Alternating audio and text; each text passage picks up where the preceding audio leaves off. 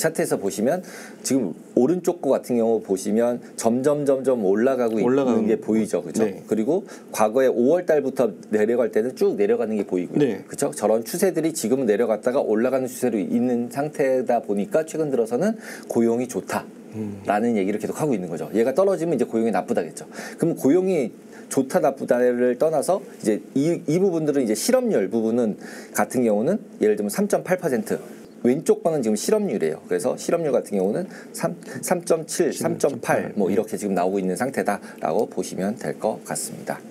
그리고 이제 PC라는 거 조금 아까 말씀드렸던 굉장히 관심이 많은 지표 중에 제일 하나죠. 많은 지표 중에 하나죠. 이거 2라고 얘기했잖아요. 맞아요. 2 되면 나 인하할 거야. 2 안 보이면 안 할 거야라고 계속 얘기를 하고 있죠, 파월이. 파월이 정말 말 한마디가 그렇게 전 세계를 좌지우지할지 놀라울 뿐입니다. 그렇죠. 그래서 그 경우를 꼭 보실 때는 연율로도 보시고 그 다음에 MOM으로도 꼭 보셔야 한다라고 말씀을 드려요. 그래서 월별로 얼마 증가했는지 낮아졌는지 꼭 보셔야 되고 그 다음에 전체 큰 그림은 좀 긴 그림으로 보시면 되고 근데 지금 PC 보시면은 2020년도에 밑으로 확 내려갔죠. 네. 마이너스까지.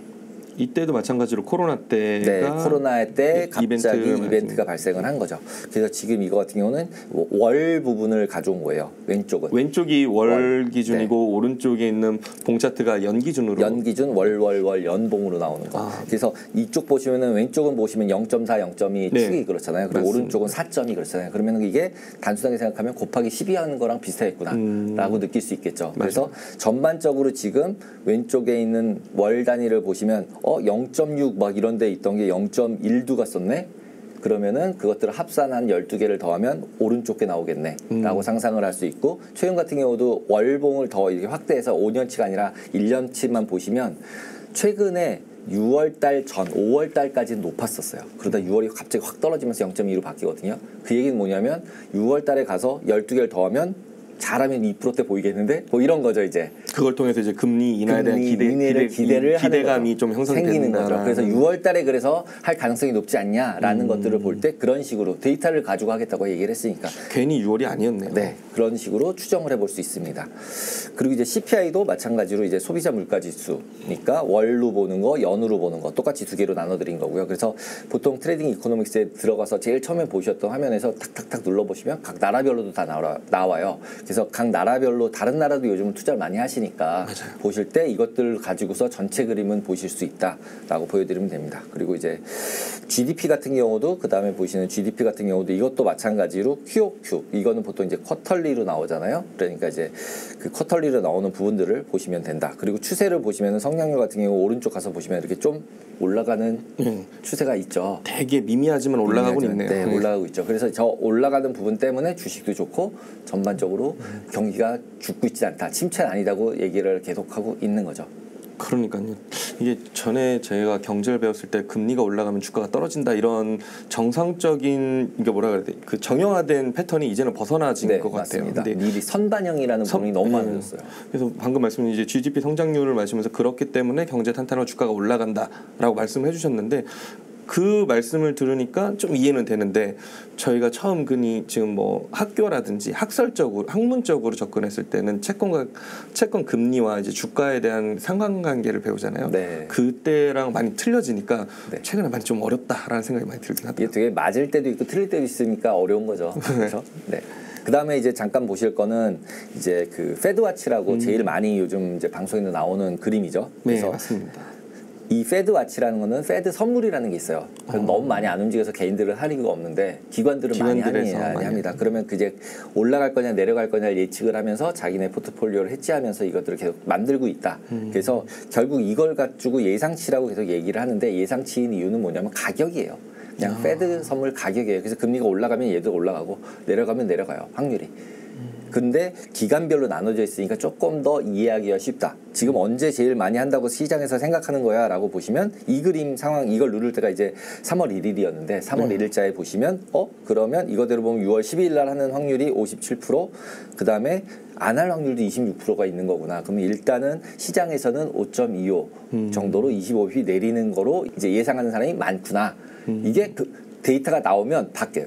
일로 갔다 막 2번씩 했다. 파란색이 지금 제일 많은 거니까. 경제지표 나오면 이게 확률이 바뀌는 게 바로 이 화면을 가지고 제가 그냥 글로 뭐 금리나 뭐 몇 프로 가능성이 나왔던 맞습니다. 게 페드워치에 관련된 내용을 글로 풀어 쓴 거였고 네, 맞습니다. 결론적으로는 이런 어떻게 보면 점도표 형식으로 보고 여기에 나오는 가지고서 예측을 한다라는 말씀을 해주시는 거예요. 이게 시장에서 예측하는 거.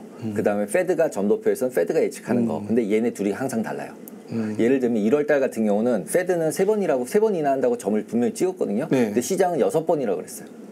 맞아요. 저도 그거 본 것 같아요. 저도 그래서 작년에 막 세미나 할 때 한 3번에서 4번 정도 뭐 이렇게 금리나 가능성이 있다. 뭐 0.25bpc 한 4번 정도 하지 않을까 전망을 합니다라고 했는데 1월에 들어왔는데 3번이라고 하더라고요. 그러면서 금리 인하 폭도 좀 변경이 돼 있고. 그러면서 이 페드와치에서는 6번이었어요. 3월 달부터 금리 인하 해가지고 6번 인하하는 거로 쫙쫙 찍혀 있었어요. 파란색이 이게. 그랬는데 지표들이 나오면서 인플레이션 우려가 있으니까 3월 아닌가 봐.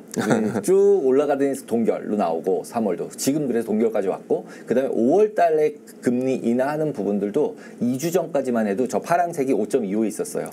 그랬는데 최근에 다시 오른쪽으로 올라가서 동결하는 쪽으로 바뀌고 6월 달에 보는 걸로 바뀌고 있어요. 근데 이것도 이제 CPI 데이터가 나와서 좀 높게 나왔잖아요. 높게 나왔음에도 불구하고 6월 달은 인하하는 걸로 보여주고 있어요. 그러니까 시장에서는 뭔가 침체거나 나쁜 것들도 인지를 하고 있는 거죠.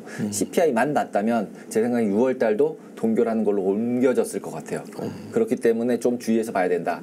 그리고 그렇기 때문에 약간 주가도 조금 빠지는 것 같다. 최근 이제 금요일서부터 CPI 나오고 반등을 했다가 다시 빠지기 시작을 하잖아요. 조금 내려오긴 하는데 그런 것들이 뭐 엔비디아 때문이라고 볼 수도 있지만 사람들이 이제 색깔내기 시작하는 거죠. 이제 더 갈 수 있나? 뭐 이런 느낌들. 그리고 이제 지금 보여드리는 거는 일드 커브예요. 그래서 일드 커브를 처음 보시는 분들은 저건 또 뭐야? 뭐 이렇게 또 점도 많고 선도 많고 그럴 수도 있을 것 같아요. 복잡하다. 이렇게 생각하실 텐데 그냥 단순하게 생각하시면 금리란 거는 만기가 있잖아요. 그렇죠. 주식은 만기가 없지만. 맞죠. 그러면 한 달 동안 빌릴 건지 2달 동안 빌릴 건지 3달 동안 빌릴 건지 10년 빌릴 건지 30년 빌릴 건지. 은행에서 개인이 그냥 대출 몇 년 만기 이걸로 생각하는 그 만기라고 거는 보시면 아마 이제 좀 시청자들 좀 이해하기 편할 것 같아요. 그러니까 뭐 집담보대출이 저희가 제일 이해하기 쉬우니까 저희가 항상 빌릴 뭐 10년 만기냐 20년 만기냐 이런 맞습니다. 거를 가지고서 요 일드 커브에다가 좀 대입을 하면은 이해도가 좀 높아질 것 같습니다. 수 있습니다. 그래서 지금 보시면은 미국도 장기 금리에 주택담보대출이 연동돼 있어요. 그래서 장기 금리가 되게 민감한 거죠. 개인들에게는. 그래서 이 부분들이 제일 민감하고 그리고 기관 투자가들 같은 경우들도 기관 투자가들이 대부분 중요하게 채권을 투자하는 이유는 연금 또는 보험 이런 거잖아요. 긴 자금의 필요성 때문에 긴 자금의 필요성 때문에 장기채를 하는 거고 그다음에 국가 입장에선 장기채를 발행해서 소비를 진작할 수도 있고 뭐 도로도 만들 수 있고 그다음에 그 10년 동안 천천히 받으면 이제 세금 받아서 메꾸는 거니까 이거 어차피 그렇죠. 그래서 그런 부분들이다라고 보시면 돼요. 그래서 금리 커브가 은행에서 돈을 벌려면 은행이 돈을 가장 쉽게 버는 패턴은 짧은 걸 빌려서 장기에 빌려줘요. 원래 다 샀다 팔았다잖아요. 그쵸. 돈을 사서 돈을 파는 거잖아요. 맞죠. 단순하게 생각하면 은행이 하는 일은. 근데 싸게 사서 비싸게 파는 거로야 수익이 남는 거잖아요. 그럴 때 과거에 항상 짧은 거가 낮았었기 때문에 짧은 거로 돈을 빌려서 긴 걸로 돈을 빌려줘서 이득을 계속 봤었어요. 그런데 지금 이거 보시면 1개월짜리랑 10년짜리랑 거꾸로예요. 그래서 금융기관들이 돈 벌기가 실제로는 더 어려운 상황인 거죠. 지금 현재의 상황은. 그래서 이게 장단기 금리차라는 얘기들도 나오고 그리고 침체가 될 것 같으니까 결국은 지금 이런 모양이다. 그리고 단기가 높다라는 거는 어떻게 보면은 지금 단기적으로 수요가 많다. 돈의 수요가 많다. 빌리고 싶은 사람이 단기가 더 많은 거죠. 그리고 장기 쪽 같은 경우는 실질적으로는 금리가 내려갔잖아요. 그러니까 불안하니까 뒤에 쪽을 사는 사람이 좀 있나 보네 앞쪽보다. 그리고 지금은 오히려 금리가 내려갈 거라고 생각하는 부분들을 미리 반영해서 내려가 있는 거죠. 그리고 평균을 쳐서 보니까 평균을 봐야 돼요. 왜냐하면 한 달 뒤 1년짜리를 투자를 했다고 쳤을 때 1년 지나면 다시 사야 되잖아요. 그쵸. 근데 그때가 금리가 확 내려가면 금리가 변경이 되면은 확 내려가면 안 되잖아요. 그쵸. 고정시킬 수 없잖아요. 그러니까 그거의 대체적인 평균치라고 보시면 될 것 같아요. 그래서 지금 현재로 보면 5.5인데 25bp 인하 1%를 인하한다 해도 4.5잖아요. 근데 쭉 가서 보시면 4.5% 레벨보다 더 낮거나 비슷한 레벨이 지금 2년짜리예요. 네. 그렇죠. 2년 앞에 거가 다 내려와도 처음에 말씀드린 일드 커브라는 게 이렇게 짧은 게 싸고 긴 게 비싸지는 거가 되려면 되게 어렵겠는데 이런 느낌이 딱 보이시죠? 네, 맞아요. 지금 장당기 금리 차가 발생했다라는 게 이제 이미 발생을 해 있고 이게 다시 원래대로 회귀하기에는 조금 더 시간이 오래 걸릴 것 같다. 근데 이게 오래 걸리는 게 되게 이제 얘기가 오래됐던 게 이렇게 장당기 금리차가 되면 경기가 침체가 왔었어요. 한 번도 이거를 어긴 적이 없었다라는 거죠, 과거에. 지금은 좀 어겨진 느낌이. 근데 이제 이것도 되게 말이 많은 게 1년 뒤에 온 적도 있고 1년 반 뒤에 온 적도 있고 2년 뒤에 온 적도 있고 6개월 뒤에 온 적도 있어요. 언젠간 온다. 그러니까 언젠간 왔었다. 네. 그게 언제인지를 모르는 거죠, 저희 입장에서는. 그러니까 그것도 정확하게 타이밍을 맞추긴 굉장히 어렵다. 그렇기 때문에 그때 상황에 맞춰서 저희가 봐야 된다. 그 다음에 이제 장당기 금리차 조금 아까 말씀드린 과거 히스토리를 쭉 보여드리는 거예요. 히스토리를 쭉 보시면은 밑에 녹색이 10년 빼기 2년이에요. 10년 금리 빼기 2년. 근데 지금 현재도 마이너스에 있어요. 네. 보통 때는 왼쪽에 2021년도처럼 플러스에 있어요. 양수예요. 저희가 생각하는 정상적인 네. 시장은 2021 왼쪽에 있는 녹색 차트처럼 좀 0 이상이야지 정상인데 네. 현재 이제 뭐 코로나 시점 끝난 이후 시점을 비롯한 것 같아요. 22년 이후에는 음수로 돼 있는데 이거는 이게 흔히 얘기하는 장당기 금리 역전이 돼 역전 상태다라고 보는 거죠. 그리고 그게 옆으로 쭉 가다가 한 100bp 마이너스 1%까지 벌어졌다가 지금 이제 쭉 줄어들어서 한 30, 40 정도 사이를 계속 왔다 갔다 하고 있어요. 근데 현재도 마이너스예요. 그리고 3개월 이제 과거에는 10년, 2년만 봤었는데 최근 들어는 10년, 3개월도 보더라고요. 10년, 3개월은 좀 생소하긴 하네요. 네, 그래서 10년, 3개월도 보더라고요. 그러니까 단기 금리가 얼마나 빨리 빠질까를 알고 싶은 거죠. 단기 금리가 빨리 빠지면 확 줄어들 거잖아요. 저는 단기 금리하면 2년물 정도 이렇게 생각하는데 이제 3개월까지 본다면 좀 더 타이트하게 보는 경향이 좀 세졌네요. 세진 거죠. 그래서 어떻게 둘이 빨리 움직이는지를 조금이라도 먼저 알아서 그쪽 방향으로 가려고 방향성을 잡아보려고. 그리고 이제 금리가 확실하게 내려간다고만 하면 이제는 ETF나 이런 것들도 선물뿐만이 아니라 너무 많으니까 투자할 수 있는 자산들이 그러니까 그런 쪽으로 포지션들을 가져가려고. 그다음에 이제 레버리지 돼 있는 ETF도 좀 많고 이러니까. 근데 솔직히 선물 같은 경우는 뭐 엄청난 레버리지를 쓰실 수 있잖아요. 네. 방향만 맞출 수 있다면 2년물이 거의 한 200배 근처까지 나오고 뭐 10년물 70배 이렇게 나오니까 어마무시한 레버리지를 쓸 수 있는 거기 때문에 되게 이제 주의하셔야 된다. 특히 채권 선물의 경우는 채권 선물이 정말 무섭더라고요. 네, 무섭게 움직입니다. 생각보다. 그래서 지금 최근에 들어서는 마이크로 선물이라고 해서 그냥 개인들이 더 가격 움직임도 되게 채권은 복잡해요. 다음 시간에 설명드리겠지만 복잡한데 금리 선물은 그냥 직관적으로 올라가는 금리 곱하기 얼마로 그냥 돈을 줄게 받을게 이렇게 돼 있는 상품들도 만들어서 하고 있습니다.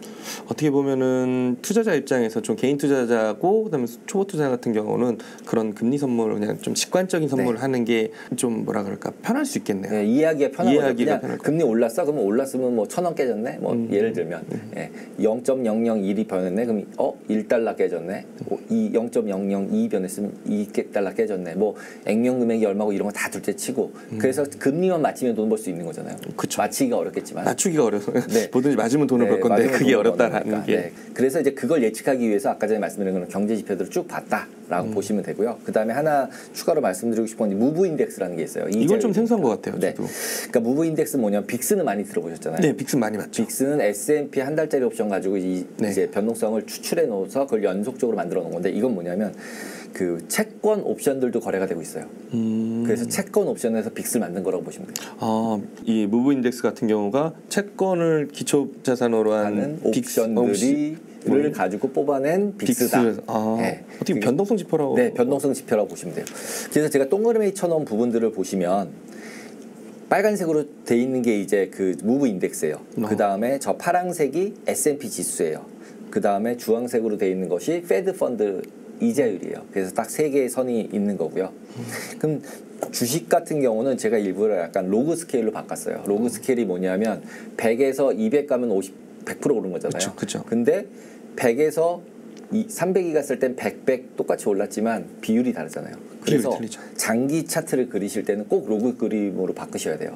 왜냐하면 로그가 아니게 그리시면 이렇게 가다 이렇게 올라간 것처럼 보여요.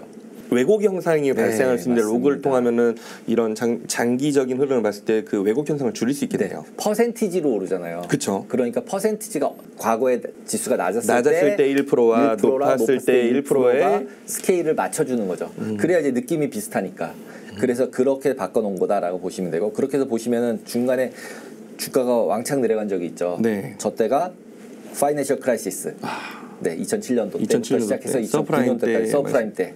그때 내려갈 때 보시면은 무브 인덱스도 폭등을 한번 했다가 한번 내려갔다가 다시 올라가죠. 네. 이게 제가 생각했을 때는 과거에 요 작년에 있었던 SBB 사태랑 비슷한 것 같아요. 그러니까 예를 들면 처음에 리만 부도 왔나 그러면서 돈을 확 뿌리니까 내려갔다가 진짜로 리만이 부도가 나니까 완전 난리가 난 거죠. 네. 그러면서 지금 저렇게 완전히 급등해서 변동성이 커진 적이 있는 거죠. 그 다음에 그때 이후로는 쭉 내려가죠. 네, 되게 우하향하는 완전히 우하향을 하죠. 완전한 우하향 추세로 움직이네요. 빅스도 보시면 아시겠지만 올라갈 때는 급등을 해서 올라간 다음에는 내려갈 때는 천천히 계속 내려가죠. 획일하더라고요. 계속 쭉 해서. 그러니까 왜냐하면 변동성은 계속적으로 상승할 수는 없어요. 익숙해지니까도 익숙하고 계속 그렇게 변동성이 심하면 다 죽었을 거예요. 힘들어서. 그죠?